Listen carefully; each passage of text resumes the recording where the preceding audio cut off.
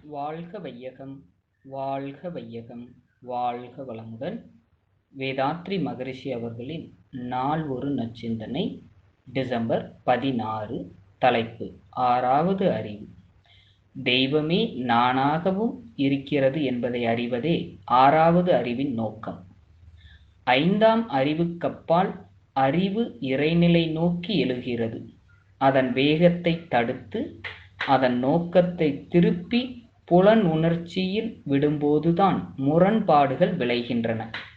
இன்றைய உலகத்தின் சிக்கல்கள், குழப்பங்கள், துன்பங்கள் அனைத்துக்கும் காரணம் அறிவிற்கு தன் லட்சிய பூர்த்தி கிடைக்காத நிலைதான். அந்த வேகம் புலனுணர்வில் செயல்படும் போது துன்பங்களின் அளவும் எண்ணிக்கையும் மிகுகின்றன. ஆறாவது அறிவால் பிரம்மம் தன்னைத்தானே அறிந்து கொள்கிறது. வேலை முடிந்து பரிணாமம் பூர்த்தி அடைகிறது.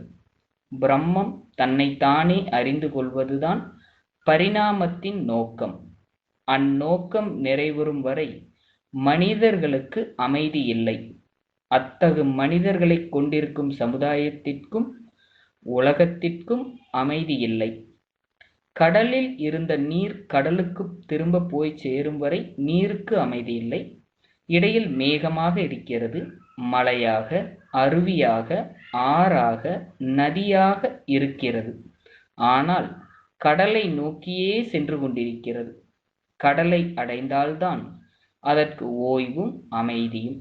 அப்படி பிரம்மமே அணுவாகி, பஞ்சபூதமாகி, ஜீவனாகி, மனிதனாகி இருக்கிறது. இவையெல்லாம் இடைநிலைதான். இனி மனிதனின் ஆறாவது அறிவு மேலோங்கப் பெற்று அவன் தன் நிலையை தான் பிரம்மம் என்ற நிலையை அடைந்தாக வேண்டும். அதுவரை மனிதனுக்கு அமைதி கிட்டாது.